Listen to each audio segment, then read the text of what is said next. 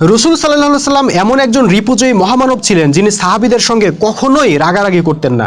এমনকি একবার এক বেদুইন না বুঝে মসজিদে নববীতে পেশাব করে দিয়েছিল, রাসূল সাল্লাল্লাহু আলাইহি সাল্লাম তার উপরেও বিন্দুমাত্র রাগেননি। কিন্তু সেই মহামানবকেও আমরা হাদিসে দেখি দুইবার তিনি রেগে লাল হয়ে গেছেন। একবার দুইজন সাহাবীকে কোরআনের কোনো একটা আয়াতের অর্থ নিয়ে তর্ক বিতর্ক করতে দেখে রেগে গেছিলেন। আরেকবার একজন সাহাবী তাকে খুঁটায় খুঁটায় প্রশ্ন করতেছিল, সেটা দেখে রেগে গেছিলেন। জানি না ওই সময়ের সাহাবীরা রাসূলুল্লাহর এই রাগের কারণ আসলে বুঝতে পারছিলেন কিনা, কিন্তু এই যুগে আমরা নিজেদের চোখেই দেখতে পাইতেছি কোরআনের আয়াত নিয়ে তর্ক বিতর্ক আমাদেরকে অধঃপতনের কোন জায়গায় নামায় আনছে। তাফসিরের নামে যখন থেকে কোরআনের আয়াত নিয়ে তর্ক বিতর্ক শুরু হয়েছে, এক আয়াতের 10 রকমের ব্যাখ্যা বের করা শুরু হয়েছে, তখন থেকেই মুসলিম উম্মার অনৈক্য সংঘাত শুরু হয়েছে, আর ঐক্যের পথ বন্ধ হয়ে গেছে। দ্বিতীয়ত, অপ্রয়োজনীয় তুচ্ছ বিষয় নিয়ে খুঁটায় খুঁটায় প্রশ্ন করা আমাদের স্বভাবে পরিণত হয়েছে।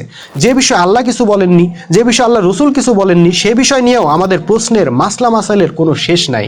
কোনো বিষয়ে আল্লাহ যদি কোরআনে একটা আয়াত দিয়ে থাকেন, সেটা নিয়ে আলেমরা শরীয়তের ধারা উপধারা বের করছেন 100টা, তার মধ্যে 90টার ব্যাপারে আবার আলেমদের মধ্যে আছে মতভেদ। এমনটা হবে দেখেই আল্লাহ রসুল সাহাবীদেরকে সেই পথে হাঁটতে দেননি, একদম সরাসরি বলে দিয়েছেন কোরআনের আয়াত নিয়ে মতভেদ করা কুফর। বাট আমাদের কাছে এই কথার কোনো দাম নাই। আমরা এখন এই নিষিদ্ধ কাজটাকে বাহাস মুনাজারা নাম দিয়ে অত্যন্ত গুরুত্বের সাথে চালায় যাইতেছি। অবশ্য ফল এড়ানো যায় নাই, বিশ্বের যে অপমান লাঞ্ছনা কাফেরদের ভোগ করার কথা, সেইটা আমরা ভোগ করতেছি।